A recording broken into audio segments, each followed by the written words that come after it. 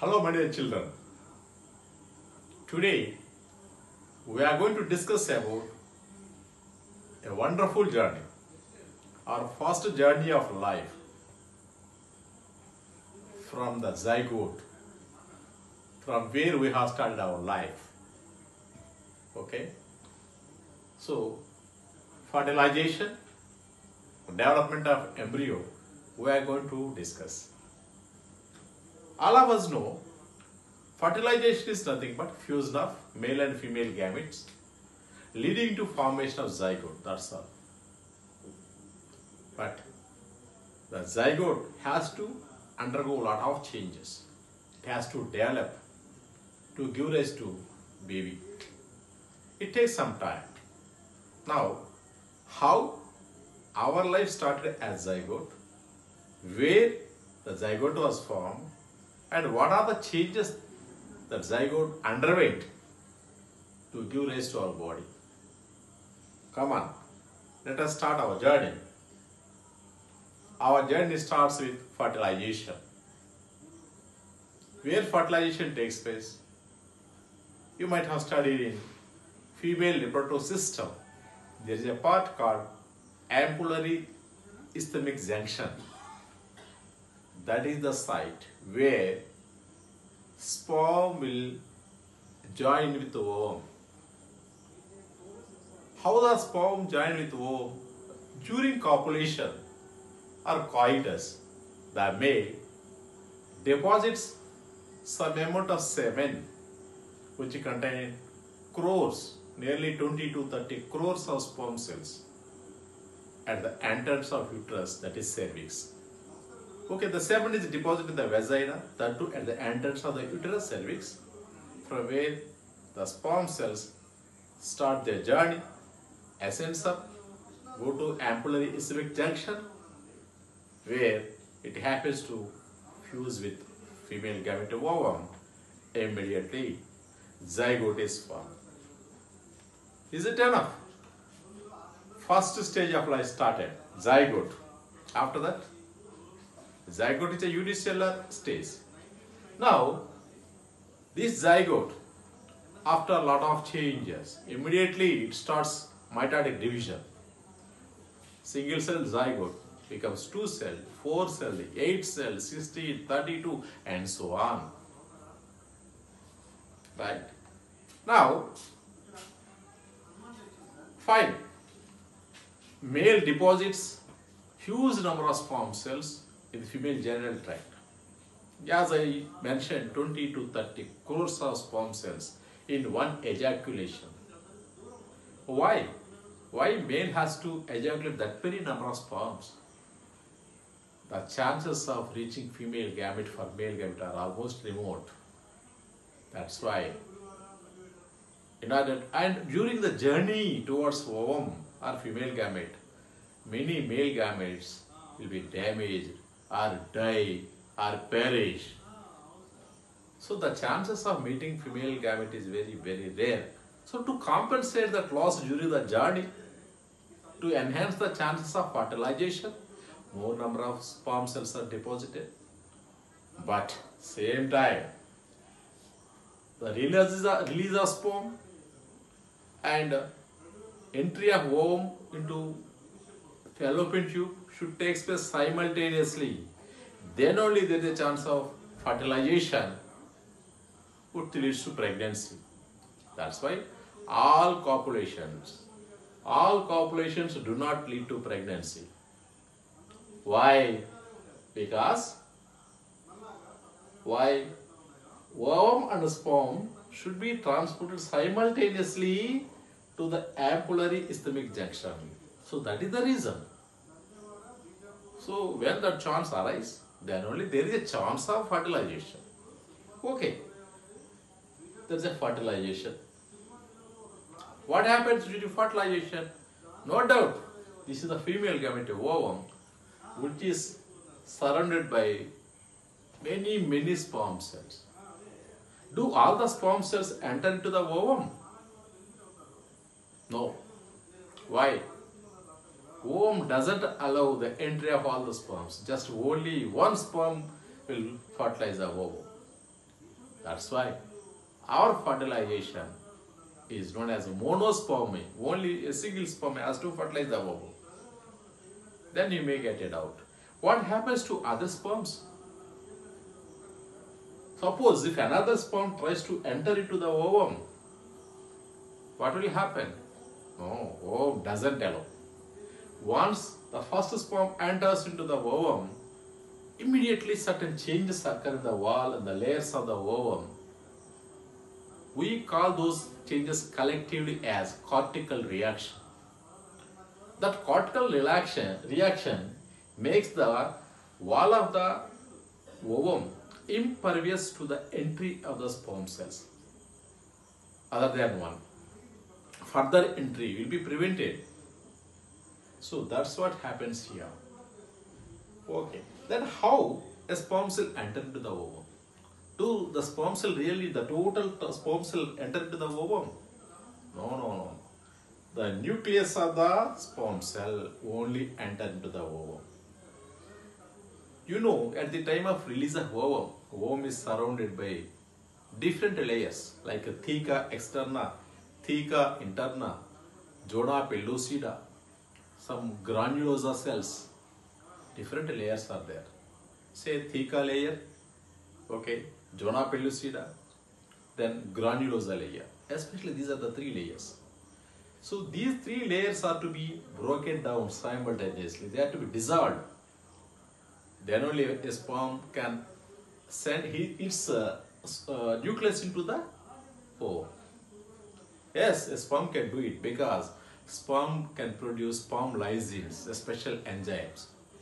Those sperm lysines, for example, hyaluronidase, zona lysine, these enzymes dissolve all those three layers and finally sends its nucleus into the ovum.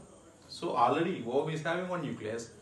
This ovum nucleus, which is haploid, joins with haploid nucleus of sperm, which leads to fertilization. A diploid nucleus will be formed. That is called zygote. Okay. Now, fine, zygote is formed, which is a unicellular. After that, what happens to the zygote? Now this is zygote. Immediately mitosis starts.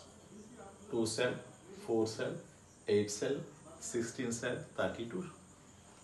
But we give some important names to various stages. For example, this is okay. Simply we call the 2 cell stage, 4 cell stage, 8 cell stage, 16.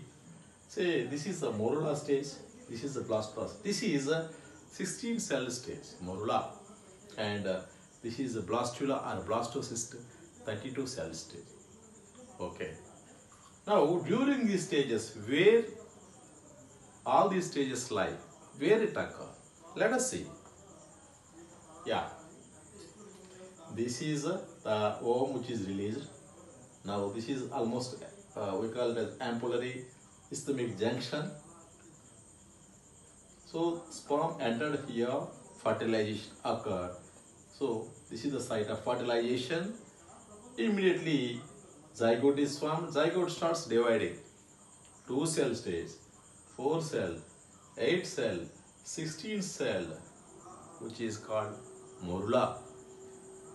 It can be compared to mulberry fruit, which is a solid. And then coming to 32 cell stage. It can be compared to a hollow ball. Okay, this is a solid ball, this is a hollow ball. This 32 cell stage is called blastula or blastocyst stage. Why it is called cyst? Cyst is nothing but some a structure which encloses a space inside. So if you take its cross section, you see here, this is the structure. Let us take this one, and why up to this stage, say almost up to 32 cells, it is in the fallopian tube only. It is coming towards this side, towards the lumen of the uterus, cavity of the uterus. And finally, this 32 cell stage is getting attached to the wall of the uterus.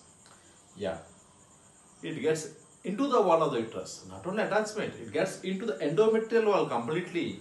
That's why this is what we call it as implantation. Okay. Why?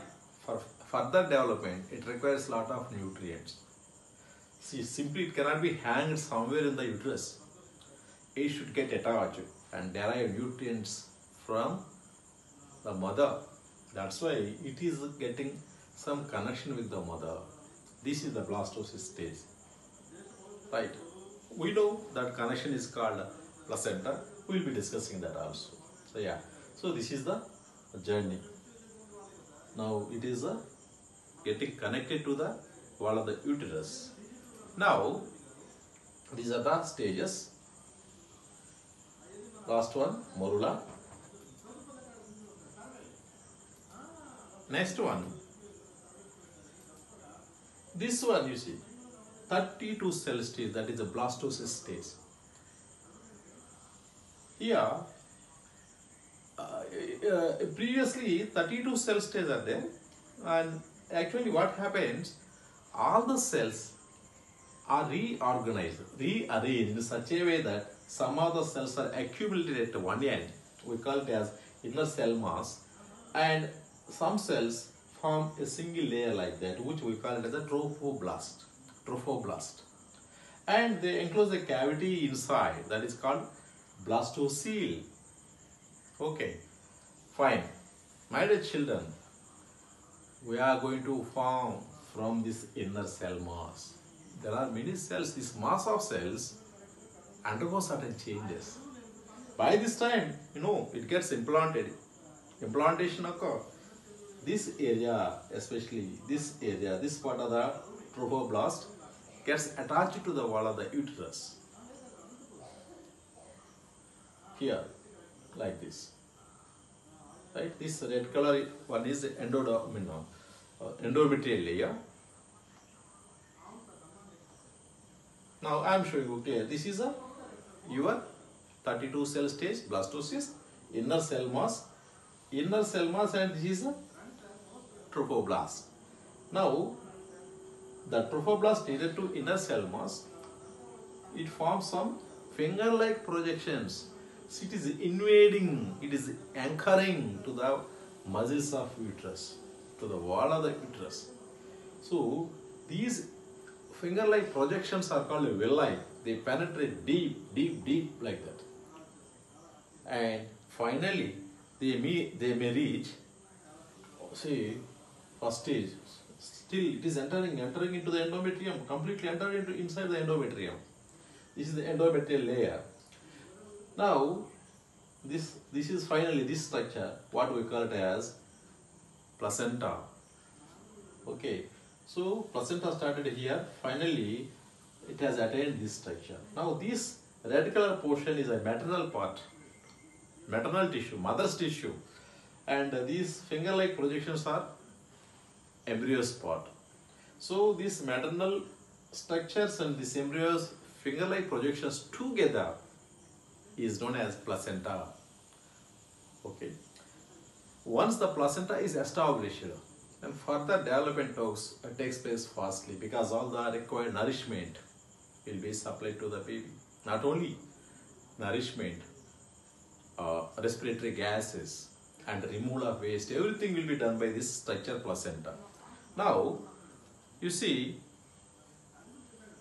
here, when this inner cell mass is penetrating into the, especially these finger-like projections of placenta penetrating deep into the mother's tissue, at one point of time, these villi of embryo almost come in contact with the blood vessels of the mother, and they may erode even the blood vessels to some extent. That's why our placenta has a technical name, hemochorial placenta. Why we call it as hemochorial placenta? Since the placenta is touching the blood vessels part of maternal tissue, that's why that hemo refers to blood vessels. What is a chorea? Chorea is nothing but chorion. See, this inner cell mass is differentiated, afterwards differentiated into baby.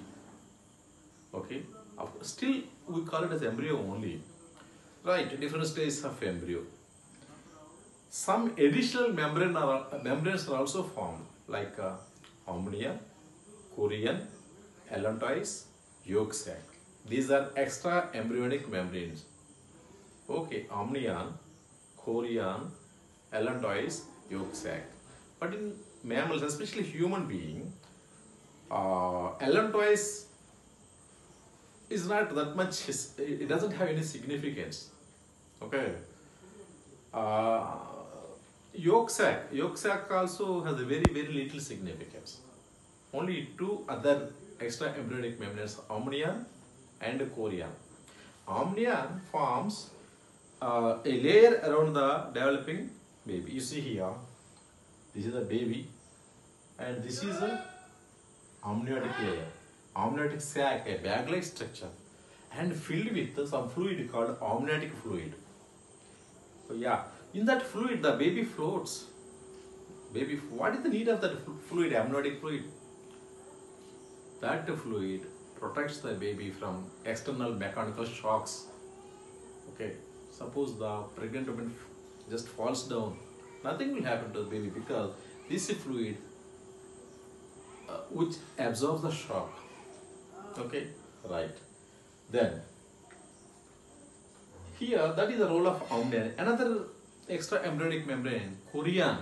Chorion plays a vital role in the formation of these villi-like projections in placenta. That's why they are called chorionic villi, since they form from chorion. Now this chorionic villi touches the mother's wall up to blood vessels. That's why it is called hemochorionic villi. Okay, yeah. Now, here you see yolk sac, it has a very less significance, very less significance it has. Now, this is the placenta and this is the umbilical. During further development, you know, the embryo attains this shape, and the embryo is, no one else we can call it fetus. See that 2 cell, 3 cell, 4 cell stage, 8 cells, 16, 30, this is called embryo. Now onwards we call it as a fetus. Now, this fetus is connected to placenta through a structure called umbilical cord. Most of us have a confusion. Umbilical cord, placenta, do both are same? No. Umbilical cord is a structure which connects fetus to the placenta. In the inception, in the beginning, there is no much difference. Both the umbilical cord will be formed at later stages. Okay. Now, coming to the next part. See here, you can see what are the different regions of umbilical cord. It contains blood vessels, arteries, veins. Arteries supply material to the baby, and veins collect material from the baby. So like that, it keeps on growing. Okay. Now, so now still baby is growing. This is the umbilical cord in enlarged view, and this is the pure placenta. Now coming to, if you view the placenta from this direction, you know, it will be like this. This is sectional view, so this is lateral view. Okay. Now this is the baby. Now this is umbilical cord. Now the baby is still developing. Okay. Now the placenta, you know, it is a very important organ, and it plays many roles, as I just now mentioned. Transport of material, nutrients from mother to baby, then transport of respiratory gases from mother to baby, then removal of waste from baby. All this will be done by placenta. Apart from it, placenta acts as a gland, an temporary endocrine gland, producing many hormones like this, you know. HCG, the first one, human chorionic gonadotropin. My dear children, you know, you might be heard about pregnancy test. Okay, suppose if the woman miss periods, what happens? She will go to hospital, and the gynecologist will advise her a small test. She will take a small strip upon which a few drops of urine, just put 1 or 2 drops of urine over it. There is a change of color. Depends upon the change of the color, pregnancy will be confirmed. Actually, what will happen? Say, the urine of the woman contains this hormone HCG, which is produced by placenta only. So, if the woman is pregnant, her urine contains HCG. So, presence of HCG in the urine indicates that she is pregnant. That's a very simple test. Nowadays, all these educated people, ladies, they are not going to hospital. Simply they are getting that strip and they are getting the test done by themselves. Okay. Now, not only that, it produces progesterone. You know, after fertilization, corpus luteum continues to grow and keep on producing progesterone. Now, that role is taken up by placenta. Why? See, if progesterone is not there, there is a chance of production of one more ovum.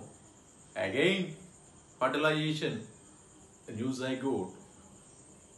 Then where is the place? Already the uterus, inside the uterus, some one baby is growing. So no chance. So as long as the development of the baby is going on, no ovum should be released.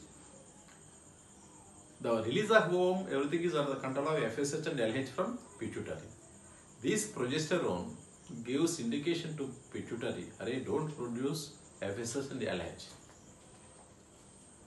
Because already I am here, baby is here. So pituitary stop producing FSH and LH.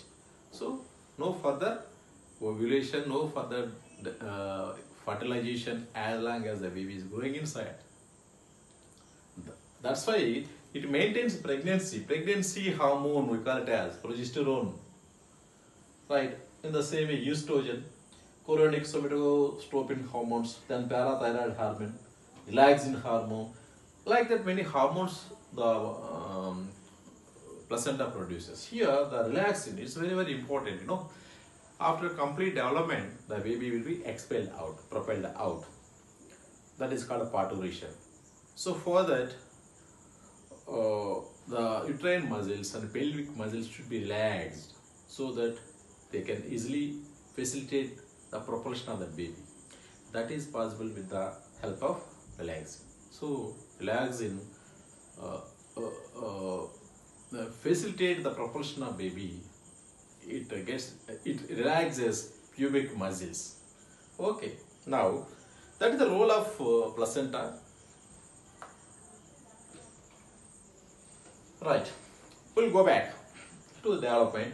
Okay, now this is the blastula stage, it gets implanted. After that, I told you now, these cells, from these cells only, inner cell mass, we are going to get a form. How?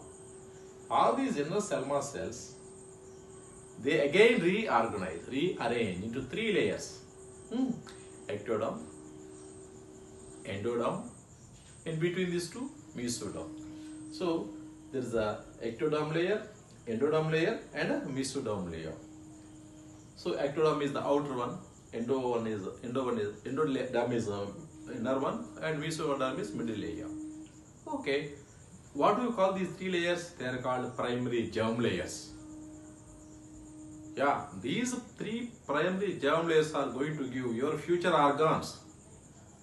Say if you take your heart, your bone, your liver, your pancreas, all are formed from these 3 layers only. Let us see what are the different parts formed from different layers. Say for example, if you take ectoderm, it gives rise to your nervous system, your brain, your spinal cord, peripheral nervous system, all are formed by ectoderm only. Then coming to your mesoderm, which gives rise to your connective tissue, your bone, your blood, this will give. Then what happens to endoderm? Endoderm will give rise to your pancreas, right? And a part of your intestine, liver, all these are, and some glands like parathyroid. Okay, these are all given by endoderm. Like that means different layers will give rise to different future organs. The formation of organs is called organogenesis. So far, just only cell division. Once these three layers are formed, from these three layers, different organs are formed, and that process is called organogenesis. Okay? Cells are there, tissues will be formed, then organs will be formed, then organism will be formed, baby will be formed. Right. Now, which organ is formed at what time? During the journey of 9 months. Which organ is formed? Oh, suppose if you take heart, at what time the heart is formed? Let us see. See, your heart is formed when you are 1 month baby. 1 month, I don't say baby, 1 month embryo, 1 month fetus, I can say, exactly fetus. We are like this. During our first month journey, completion of first month would be like this. By the time our heart is formed, and your doctor will confirm, yeah, you are pregnant. Say they keep steth here and they say you are pregnant. How? They would hear two heart sounds, heart sound of the mother, heart sound of the baby. So, first month, just 1 month only, the heart starts functioning. Okay? What about other organs? Let us take your limbs. You see 5 digits here. Fingers. 5 digits. Your limbs, hands and legs are formed by 2nd month. Now, 3rd month, major organ systems are formed. Almost all organ systems. And your genital organs are also formed. And through ultrasonography, doctor can tell you whether the baby is a male or a female, because genital organs can be seen. Okay, right. Of course, some people they go for termination of pregnancy in the event the baby is found to be female. Right. So it is illegal. So this is a 3rd month. Here a trimester. See, total journey. Our journey is divided into 3 trimesters. First trimester, first 3 months. Second trimester, 6 months. Third trimester, 9 months. This first trimester up to here, 3 months is very, very essential. See, the pregnant woman is not supposed to take any medicines without a prescription of a doctor. Okay, if she takes medicines, over-counter medicines, sometimes those medicines may have teratogenic effect on the developing baby, because major organ systems are formed. For example, if there is a chemical called thalidomide.